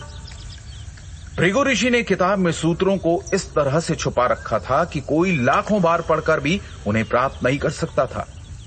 शायद नील की किस्मत अच्छी थी कि वो उन सूत्रों तक पहुंचने में कामयाब हो गया था। उसने जमीन पर पुस्तक के जले हुए टुकड़ों की तरफ देखा और एक आह भरी। तभी कारागृह के प्रवेश द्वार का ताला खुलने की आवाज आई। कुछ सैनिक नील को प्रशिक्षण स्थल ले जाने के लिए आए थे। कारागार प्रभारी बिरजू उस दिन की फटकार के बाद से कहीं नजर नहीं आया। नील ने मन ही मन सोचा और सैनिकों के साथ चल दिया। सुंदरनगर के शिष्य हमेशा की तरह अखाड़े में सख्त अभ्यास से गुजर रहे थे। वो अपने हाथों से पूरी ताकत के साथ पत्थर की बनी मूर्तियों को पीट रहे थे। हर बार जब वो पत्थर की मूर्ति पर प्रहार करते तो एक जोरदार विस्फोट की आवाज आती थी और पत्थर के कुछ टुकड़े हवा में बिखर जाते थे।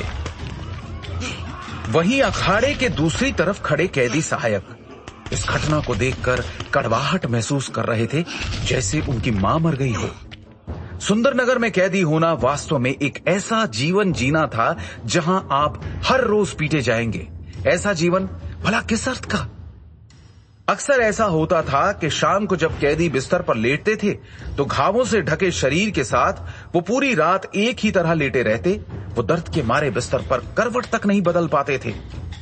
दुर्भाग्य से उनके पास स्वतंत्रता नहीं थी, इसलिए उनके पास मार सहने के अलावा और कोई चारा नहीं था। खैर, प्रमुख आचार्य ने ऊंचे और सुरीले स्वर में घोषणा की, सावधान प्रशिक्षण सहायक।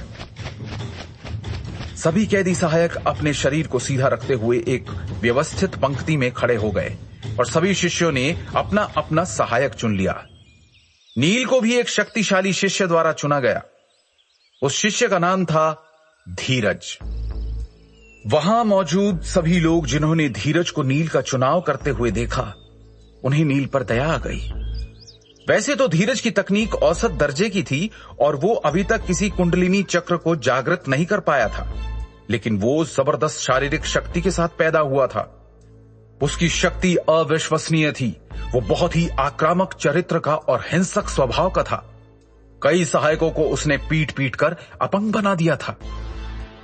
धीरज ने अपने मजबूत हाथों को हवा में मारा और फिर जोश में अपनी छाती ठोकते हुए अपने शरीर को गर्म किया। उसने जब नील को देखा तो वो उत्साह से भर गया। कैदियों को पीटने से शिष्यों को न केवल अभ्यास करने में मदद मिलती थी, बल्कि अपना गुस्सा निकालने का मौका भी मिल जाता था। इसलिए धीरज बहुत उत्साहित था। इससे भी बेहतर बात तो यह थी कि आज उसका सहायक सुंदरनगर का पूर्व युवराज था। जब पूर्व युवराज उससे रहम की भीख मांगेगा तो इसकी कल्पना ही उसे आनंदित करने के लिए पर्याप्त थी। धीरज को सामने देखकर नील की भौहें तन गई। पिछली बार जब धीरज ने नील को पीटा था तो नील को एक आंतरिक चोट लग गई थी, जिसे ठीक होने में एक पूरा महीना लग गया था। हालांकि 3 सालों तक मौत की कगार पर रहने के बाद भी नील ने शांत रहना सीख लिया था। उसने जल्दी से खुद को शांत किया और अपने चमड़े के कवच की अच्छे से जांच की। तभी धीरज उस पर झपट पड़ा।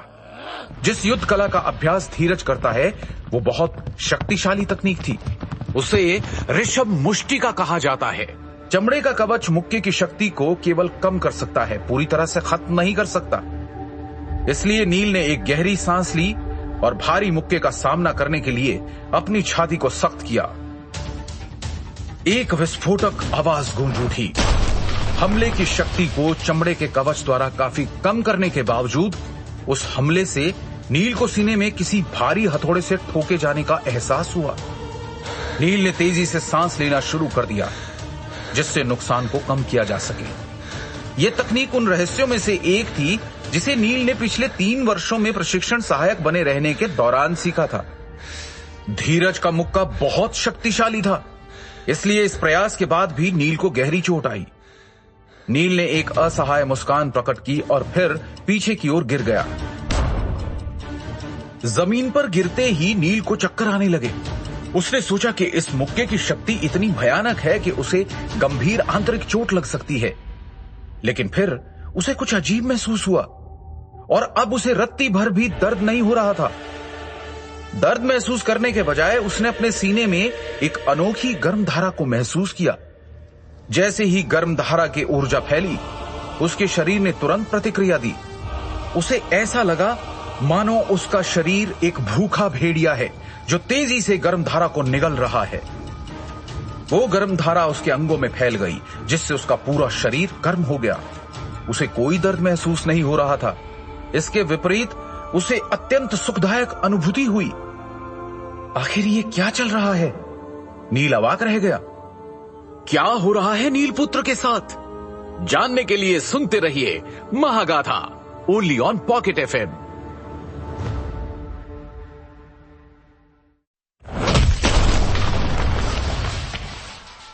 धीरज के मुक्के के बाद नील के बदन में गर्म धारा फैल गई, जिससे उसका पूरा शरीर गर्म हो गया।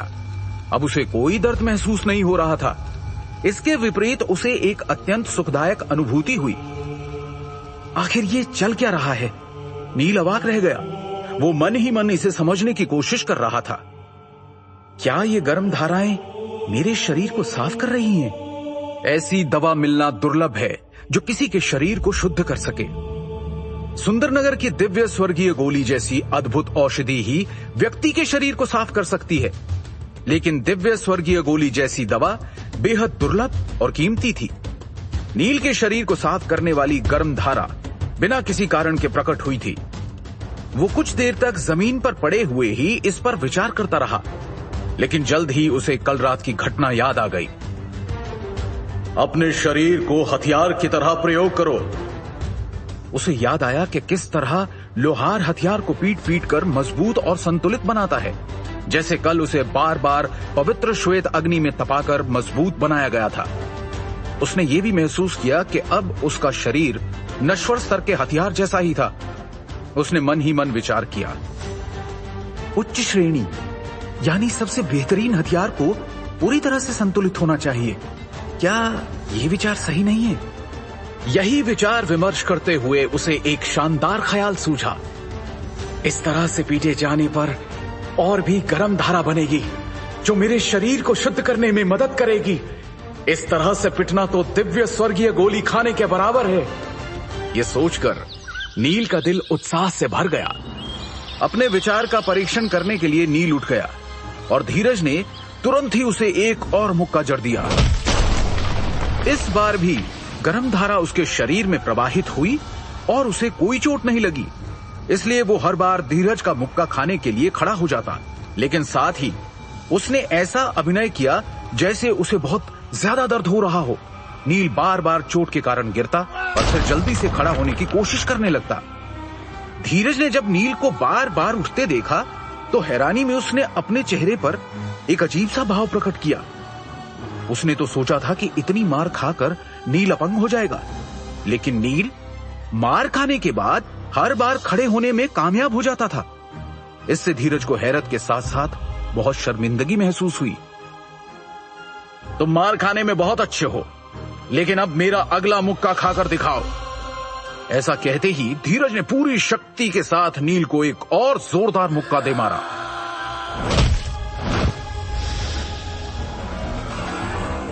उस मुक्के की शक्ति से नील मानो हवा में ही उड़ गया और 5 मीटर दूर जाकर जमीन पर लुढ़का, जैसे कि वो रेत का कोई बोरा हो। फिर भी वो बहुत अच्छा महसूस कर रहा था। हर बार की तरह इस बार भी एक गर्म धारा उसके शरीर में फैल गई। वो गर्म धारा एक छोटे सांप की तरह उसके अंगों में घुस गई और फिर उसके मूलाधार चक्र से होते हुए उसके अंगों को शुद्ध और मजबूत करने लगी। ये अद्भुत एहसास है। नील ने महसूस किया जैसे वो गर्म गुनगुने पानी से स्नान कर रहा है। उसे पूरे शरीर में एक सुखदायक ऊर्जा महसूस हो रही थी। जितनी ऊर्जा उसके शरीर में आगे बढ़ती जा रही थी, उसे उतना ही हल्का महसूस हो रहा था। मारो, धीरज बोला। देखते हैं तुम कब तक मेरे मुक्के को झेल सकते हो। धीरज किसी पागल की तरह नील को पीट रहा था। धीरज के मुक्कों से मिल रही ऊर्जा ने नील के शरीर की पवित्रता को और बढ़ा दिया। धीरज मूल रूप से नील के लिए कड़ी मेहनत करने वाला एक लोहार था, जो नील को खत्म करने के लिए अपने मुक्के का उपयोग कर रहा था। लेकिन नील तो इससे बहुत खुश था, क्योंकि वो अंदर ही अंदर अपनी ताकत को बढ़ता हुआ महसूस कर रहा था। धीरज उसे काफी देर तक पीटने के बाद आखिरकार रुक गया और नील को देखते हुए हांफने लगा। इस घटना से वो पूरी तरह से चौंक गया, क्योंकि उसने सुना था कि नील मार खाने में बहुत अच्छा है, लेकिन उसने कभी नहीं सोचा था कि नील इतना मजबूत होगा और इतने मुक्के खाने के बाद भी वापस अपने पैरों पर खड़ा होने में सक्षम होगा। धीरज को इस बात का अंदाजा नहीं था कि भले ही नील का शरीर इस समय कमजोर लग रहा था, जैसे कि वो बुरी तरह से घायल हो, लेकिन वो सब नील का नाटक था। वास्तव में नील शक्ति से भरा हुआ था और गर्म धारा के कारण शरीर के शुद्ध होने की अद्भुत भावना का आनंद ले रहा था। जिस किसी ने भी ये दृश्य देखा, उसने सोचा कि नील मूर्ख है। वहां मौजूद लोगों ने सोचा कि अगर वो उठ नहीं पा रहा है तो उसके लिए यही अच्छा होगा कि वो उठने की कोशिश ही ना करे। कम से कम इस तरह उसे वापस कारागृह भेजा जा सकता है और उसे एक दिन आराम करने का मौका मिल सकता है। इस तरह से मार खाने के लिए बार बार उठना मूर्खता से ज्यादा कुछ नहीं है। उन्होंने सोचा, इतने समय तक प्रशिक्षण सहायक रहने के बाद क्या उसे मार खाने की लत लग गई है? आखिरी बार गिरने के बाद नील नहीं उठा। वास्तव में वो रुकना नहीं चाहता था, क्योंकि इस पिटाई से उसके शरीर की अशुद्धियों की सफाई हो रही थी।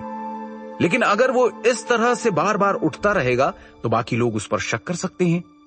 ऐसे में उसने फैसला किया कि अगली पिटाई के लिए वो कल तक का इंतजार करेगा। धीरज ने देखा कि नील अब उठने में कामयाब नहीं हो पा रहा है, तो उसने राहत की सांस ली। यदि वो फिर से उठ जाता तो धीरज को बड़ी शर्मिंदगी उठानी पड़ती। शाम का वक्त, नील लंगड़ाते हुए वापस कारागार में चला गया। लेकिन जब सुंदरनगर के नौकरों ने कोठरी का दरवाजा बंद किया तो वो मुस्कुराया और तुरंत अपनी सामान्य अवस्था में आ गया। तभी नील को कुछ याद आया, जिससे वो हैरान रह गया। वो चौंक कर खुद से ही बोला, ऐसा कैसे हो सकता है? दिन भर की पिटाई के बाद जब नील कारागृह में आता है तो उसे उसके घाव ठीक करने के लिए हमेशा की तरह कुछ गोलियां दवा के रूप में दी जाती हैं। लेकिन कारागार प्रभारी बिरजू आज भी दिखाई नहीं दिया। नील ने मन ही मन सोचा, लगता है बिरजू उस दिन के बाद से मुझसे डरने लगा है। ये सोचते हुए उसने अपना सिर हिला दिया। वो अच्छी तरह से जानता था कि बिरजू जैसे बदमाश कैसे होते हैं। वो इस बात को इतनी आसानी से भूल जाने वालों में से नहीं है। नील को ना जाने क्यों ये एहसास हुआ कि बिरजू उसे नुकसान पहुंचाने के लिए जरूर कोई योजना बना रहा होगा। कुछ देर विचार करने के बाद वो खुद से ही बोला, उसे छोड़ो, मुझे बस उसके जैसे बदमाशों से सावधान रहने की जरूरत है। नील ने सैनिकों द्वारा दी गई गोलियां एक तरफ फेंक दी। उसे अब इन सस्ती गोलियों की कोई जरूरत नहीं थी, बल्कि अब तो उसके शरीर की स्थिति पहले से कहीं ज्यादा बेहतर हो गई थी। वो आज सारा दिन पिटता रहा।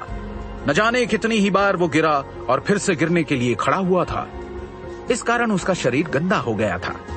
उसने जल्दी से अपने कपड़े उतारे और पानी के टब से एक जग पानी निकालकर अपने ऊपर उड़ेल दिया। साफ पानी उसके सर से नीचे जाने लगा, लेकिन वो जमीन तक पहुंचने से पहले ही कीचड़ की तरह गंदा हो गया।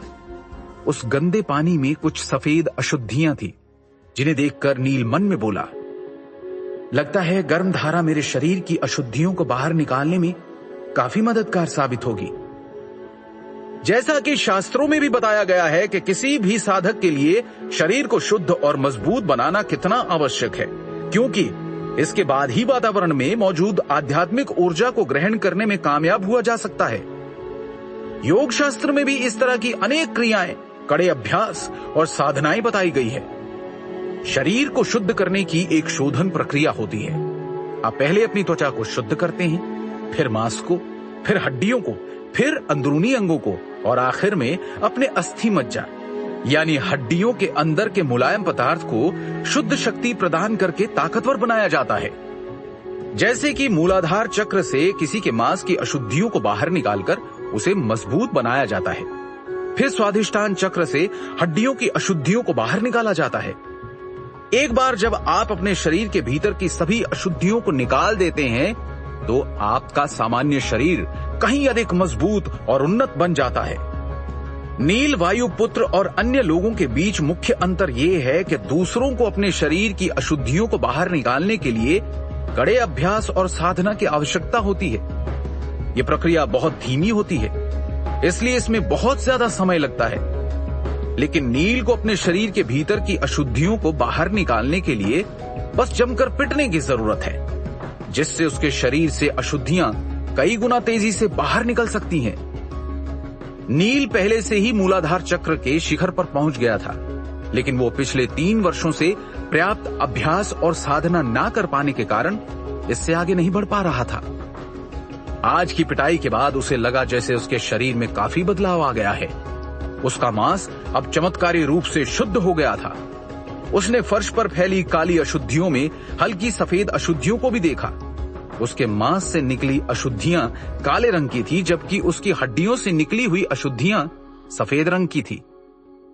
ये इस बात का प्रमाण था कि वो अब स्वाधिष्ठान चक्र में पहुंच गया था। नील पिछले 3 सालों में शायद आज पहली बार उत्साह से भरा हुआ था। उसका हौसला बुलंद था। उसने एक खूबसूरत मुस्कान के साथ राहत भरी एक लंबी सांस ली और फिर कुछ विचार करके अपनी शक्ति की जांच करने का फैसला किया। नील ने अपनी संपूर्ण शक्ति नंदी सहस्त्र मुष्टिका में प्रसारित कर दी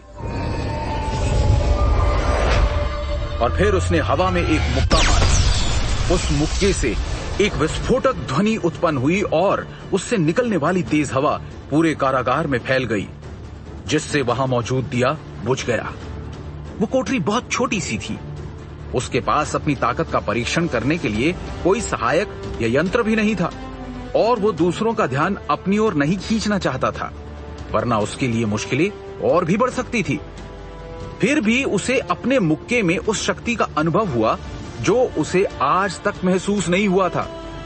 उसने हैरान होकर अपने हाथों को देखा और खुद से ही बड़बड़ाया, मेरी शक्ति अब स्वाधिष्ठान चक्र तक पहुंच चुकी है। नील अपने शक्ति प्रदर्शन से बहुत खुश था और इस उत्साह के कारण उसे बिल्कुल भी नींद नहीं आ रही थी।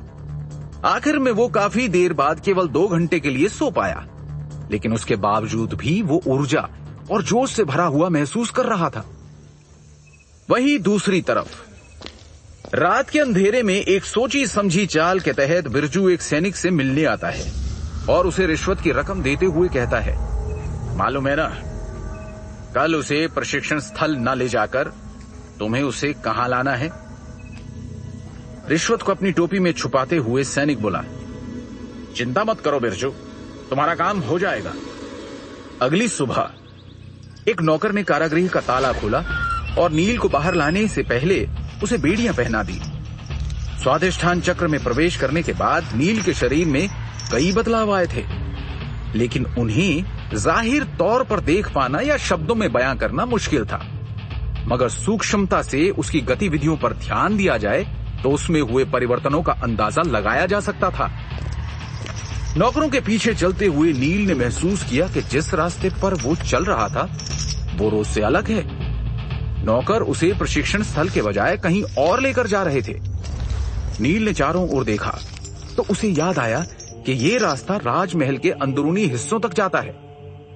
ऐसा लग रहा था जैसे नौकर उसे राजमहल के पीछे वाले हिस्से में ले जा रहे हैं। नील ने तुरंत अपनी भौहें चढ़ा ली।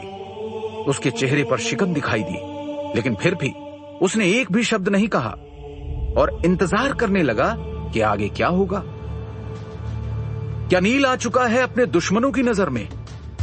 क्या उसके शक्तिशाली होने की भनक लग चुकी है उसके धूर्त चाचाओं को, या फिर बात कुछ और है? बिरजू कौन सी चाल चलने की फिराक में है? जानने के लिए सुनते रहिए Mahagatha, only on pocket FM। नौकरों के पीछे चलते हुए नील ने महसूस किया कि जिस रास्ते पर वो चल रहा था वो रोज से अलग है। नौकर उसे प्रशिक्षण स्थल के बजाय कहीं और लेकर जा रहे थे। नील ने चारों ओर देखा तो उसे याद आया कि ये रास्ता राजमहल के अंदरूनी हिस्सों तक जाता है। ऐसा लग रहा था जैसे नौकर उसे राजमहल के पीछे वाले हिस्से में ले जा रहे हों। नील ने तुरंत अपनी भौहें चढ़ा ली।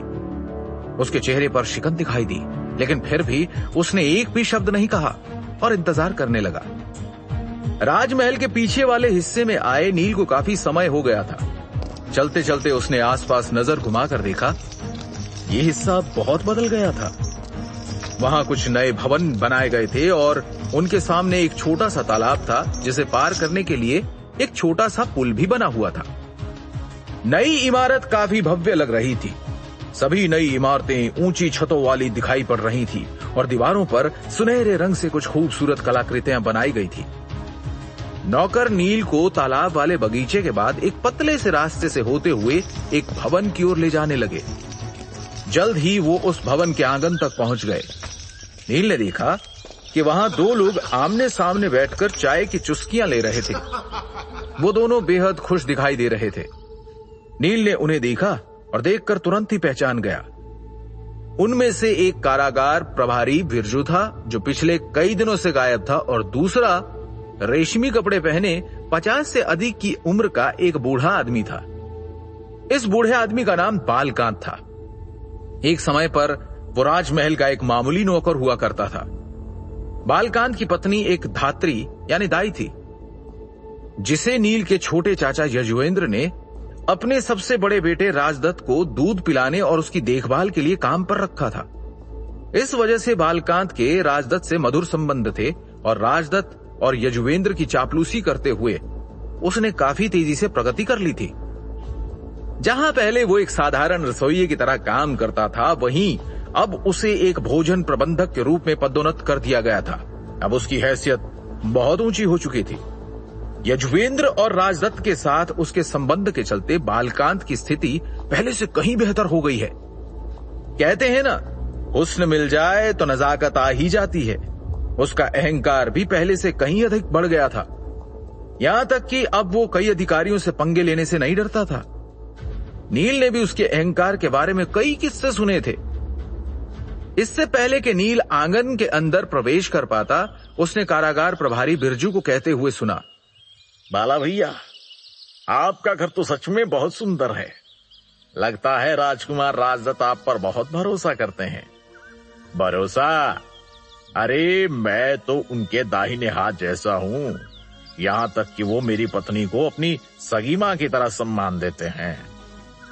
बालकांत ने अभिमान भरे स्वर में कहा, जिसके जवाब में बिरजू ने बालकांत के अभिमान को रस देते हुए कहा, बिल्कुल सही कहा बाला भैया आपने।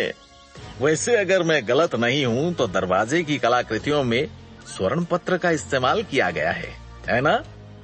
बालकांत हंसा और फिर इतरा कर बोला, अरे तुम केवल इन छोटी चीजों पर ध्यान दे रहे हो। अगर तुम ध्यान से देखोगे तो तुम्हें पता चलेगा कि पूरे दरवाजे में स्वर्ण पत्र तो सबसे सस्ती वस्तु है। इसमें अन्य मूल्यवान वस्तुएं भी लगी हैं, जैसे स्वर्ण पत्र से बने उस शेर को देख रहे हो, उसकी आंखें दुर्लभ नीलम से बनी है। यहाँ तक कि घर की दीवारों पर पन्ना और हीरे जैसे बहुमूल्य रत्न भी लगे हैं। इस पर बिरजू ने एक एक करके प्रत्येक कलाकृति का मूल्यांकन किया। फिर उसने थोड़ी निराशा व्यक्त करते हुए कहा, बाला भैया, आपका घर तो एकदम सही है, लेकिन अभी भी इसमें कुछ कमी है। बिरजू के ऐसा कहने पर बालकांत एक पल के लिए चौंका, लेकिन फिर उसने मुस्कुराते हुए शालीनता से पूछा, मेरे पास यहाँ सब कुछ है, मुझे भला किस चीज की कमी हो सकती है? बिरजू मुस्कुराया और चापलूसी के मक्खन में अपने शब्द लपेट कर बोला, अब आप राजमहल के महत्वपूर्ण व्यक्ति बन गए हैं, लेकिन आपकी देखभाल करने के लिए अच्छे नौकरों की कमी है। आपको किसी समझदार और मेहनती नौकर की जरूरत है, जो आपके दैनिक कार्यों में आपकी मदद कर सके। मेरे पास इस काम के लिए बिल्कुल सही व्यक्ति है। सच में? वो व्यक्ति कौन है?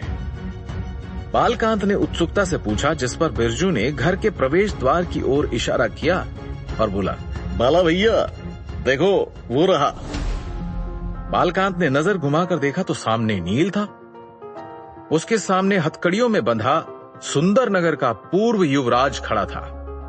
वो भला इस व्यक्ति को क्यों नहीं पहचानेगा? नील वायुपुत्र की घूरती हुई नजरों से जब बालकांत की नजरें मिली तो एक अजीब सी घबराहट के मारे या आश्चर्यचकित होने की वजह से अचानक ही उसे खांसी आ गई, लेकिन फिर तुरंत ही उसने खुद को संभाला। घर के प्रवेश द्वार पर खड़ा होकर नील बालकांत और बिरजू की बातचीत को सुन रहा था। बिरजू की बातें सुनकर अचानक से उसके दिल में गुस्सा फूट पड़ा। उसका खून उबलने लगा। इन कुत्तों की इतनी हिम्मत कैसे हुई? लगता है ये दोनों कुछ ज्यादा ही अभिमानी हो गए हैं। ये सच है कि नील अब युवराज नहीं है, उसे गुलाम बना दिया गया है, लेकिन बिरजू के पास उसे बालकांत का नौकर बनाने का कोई अधिकार नहीं था। आखिरकार वो सुंदर नगर का पूर्व युवराज था। इसके अलावा बालकांत राज परिवार का सदस्य भी नहीं था जो उसे नील को आदेश देने का अधिकार हो। नील ने अपने हाव भाव से कोई प्रतिक्रिया नहीं दी, लेकिन इस वक्त वो अंदर ही अंदर गुस्से में उबल रहा था। इस बिरजू के बच्चे में इतना साहस कि वो बालकांत को सुझाव दे कि वो मुझे अपना नौकर बना ले, असंभव। बालकांत ने नील को घूरते हुए उसकी वर्तमान परिस्थिति के बारे में सोचा। जल्द ही उसके झुर्रीदार चेहरे पर एक दुर्भावनापूर्ण मुस्कान आ गई। मेरी दिनचर्या का ध्यान रखने के लिए इस बच्चे को नियुक्त करना एक बुरा विचार नहीं है, लेकिन मुझे नहीं पता कि छोटे मालिक राजदत्त इसे स्वीकार करेंगे या नहीं। अरे आप चिंता मत करिए बाला भैया, आखिरकार आप सुंदर नगर के एक महत्वपूर्ण अधिकारी है। अगर आप चाहे तो नील को सिर्फ एक बार कहकर ही आपके निवास पर बुला सकते हैं। वैसे भी वो एक मामूली गुलाम है, जहां उसे रोज मार खानी पड़ती है। क्या उसके लिए यहाँ नौकर बनना ज्यादा आरामदेह नहीं होगा? इसे अपने पास काम पर रखकर आप इस पर परोपकार करेंगे बाला भैया। कहते हुए बिरजू ने बालकांत को चने के झाड़ पर चढ़ा दिया।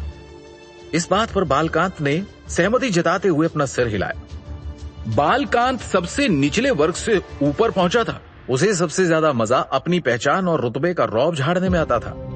अब जब सुंदरनगर का पूर्व युवराज व्यक्तिगत रूप से उसके लिए सफाई का काम करेगा, फिर तो हर कोई उसे देखकर जल भुन जाएगा। यही सब सोचकर बालकांत मन ही मन खुश हो रहा था। उसकी छाती अभिमानी सांसों से भर चुकी थी। यकीन मानो, आपको इसका पछतावा नहीं होगा। बिरजू ने सिर हिलाया और नील को अंदर लाने के लिए नौकरों को इशारा किया। नौकरों ने उसे पकड़कर अंदर लाना चाहा, लेकिन नील अपनी जगह पर ही डटा रहा। नौकरों के पूरी ताकत से खींचने के बाद भी वो 1 इंच भी नहीं हिला। नील, मैं तुम्हें मौका दे रहा हूँ ताकि तुम बाला भैया के लिए काम करो।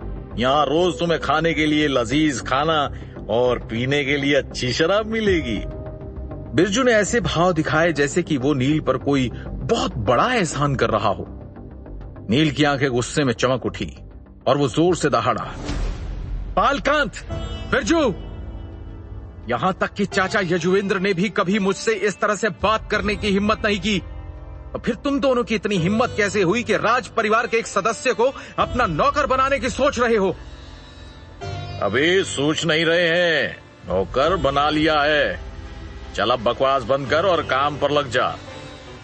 बालकांत के ये अपमान भरे शब्द सुनकर नील वायुपुत्र ने शेषनाग की तरह गुस्से भरी फुफकार छोड़ी और अपने दोनों हाथों को झटका दिया। अचानक से उसके हाथों में बंधी जंजीरें टूटकर बिखर गई। नील को यहां लाना बिरजू की सोची समझी चाल थी। वो चाहता था कि बालकांत खुद नील से निपटे। अभी अभी जिस तरह से नील वायुपुत्र ने प्रतिक्रिया दी थी, उसे देखकर बिरजू को लगा कि उसका आधे से ज्यादा काम पूरा हो गया है। अब अगर कोई गुलाम खुद कदम बढ़ाकर आप पर हमला करे तो किसी भी सम्मानित व्यक्ति के लिए यह असहनीय बात होगी। बिरजू को लगा कि इस बार नील इतनी बुरी तरह पिटा जाएगा कि वो चलने के भी काबिल नहीं रहेगा। जब बालकांत ने नील को अपनी ओर आते देखा तो उसने अपनी आंखें झपकाई और अकड़ के साथ बोला, नील, अपनी वर्तमान पहचान को मत भूलो। तुम बस एक निचले दर्जे के गुलाम हो, इससे ज्यादा कुछ भी नहीं। यहाँ तक कि राज परिवार से बेदखल करके तुमसे तुम्हारी पहचान भी छीन ली गई है। मेरी सेवा करना तुम्हारे लिए सम्मान की बात होनी चाहिए। नील ने बालकांत के मुंह पर एक जोरदार थप्पड़ जड़ दिया, जिससे वो सर के बल दूसरी तरफ जा गिरा। बालकांत ने किसी तरह खुद को संभाला और कहना जारी रखा, नील, तुम्हारी मुझे मारने की हिम्मत कैसे हुई? क्या तुम विद्रोह करना चाहते हो? दंड संहिता के नियमों के अनुसार तुम्हें इसके लिए भारी नुकसान उठाना पड़ सकता है। नील वायुपुत्र ने उसका उपहास किया और उसकी तरफ कदम बढ़ाते हुए बोला, दंड संहिता के नियम? महज एक नौकर जो राज परिवार का हिस्सा भी नहीं है, मेरे सामने दंड संहिता के नियमों के बारे में बात करने की हिम्मत कर रहा है? आज मैं तुमको बताता हूं कि दंड संहिता के नियम क्या है। इतना कहते हुए नील ने अपना हाथ उठाया और बालकांत को मारने के लिए आगे बढ़ा। उसने अपनी संपूर्ण शक्ति को अपने हाथों में प्रवाहित कर लिया। बालकांत ने शांति से कहा, वो चाहता था कि नील उसकी बातों से ही डर जाए। नील, तुम अपनी मौत को दावत दे रहे हो। अगर तुमने मुझे मारा तो छोटे मालिक तुम्हें छोड़ेंगे नहीं। तुम सिर्फ एक गुलाम हो। तुम्हारे पास राज परिवार की कोई शक्ति नहीं है, इसलिए तुम्हारे मारे जाने से किसी को कोई फर्क नहीं पड़ेगा। तुम्हारी भलाई इसी में है कि... बालकांत की बात अभी खत्म भी नहीं हुई थी कि तभी नील का एक और जोरदार थप्पड़ उसके चेहरे पर पड़ गया। स्वादिष्टान चक्र में प्रवेश करने के बाद नील की शक्ति दुगनी हो गई थी। हालांकि ये थप्पड़ उसने अपनी पूरी ताकत से नहीं मारा था, लेकिन फिर भी ये बालकांत जैसे इंसान के घमंड को तोड़ने के लिए बहुत था। बालकांत का चेहरा पीला पड़ गया और उसके गाल पर नील की उंगलियों के निशान उभर आए। ये थप्पड़ इतना जोरदार था कि उसका आधा चेहरा सूजकर किसी सुअर की तरह लग रहा था। नील वायुपुत्र ने एक झटके में बालकांत की गर्दन दबोची और दूसरे हाथ को अगले थप्पड़ के लिए उठाते हुए कहा, दंड संहिता के नियम के अनुसार जो दूसरों की निंदा करता है और बिना किसी वजह के दूसरों को परेशान करता है, वो दंड का पात्र है। दंड संहिता के नियमों के अनुसार जो दूसरों पर अत्याचार करता है, वो दंड का पात्र है। दंड संहिता के नियम के अनुसार हर बार जब नील की हथेली लहराती तो खून के छींटे हवा में फैल जाते। जिस किसी ने भी ये दृश्य देखा उसका दिल कांप उठा। नील वायुपुत्र को गुलाम बनाकर उसे प्रशिक्षण सहायक बना दिया गया, लेकिन उसने कोई विरोध नहीं किया। उसने हर ज्यादती बर्दाश्त की। तो भला अब वो लड़ने की हिम्मत कैसे कर रहा है? यही सोचते हुए कोने में खड़ा बिरजू हैरान होकर आंखें और मुंह फाड़े नील वायुपुत्र द्वारा बालकांत की पिटाई होते देख रहा था और सोच रहा था कि अब वो अपने बचाव में क्या करे। क्या नील वायुपुत्र ने इस तरह राज परिवार के खास आदमी को मारकर गलती कर दी है? क्या करेगा अपने बचाव में बिरजू, या हो जाएगा वो नील वायुपुत्र के गुस्से का शिकार? जानने के लिए बस सुनते रहिए महागाथा, सिर्फ पॉकेट एफएम पर।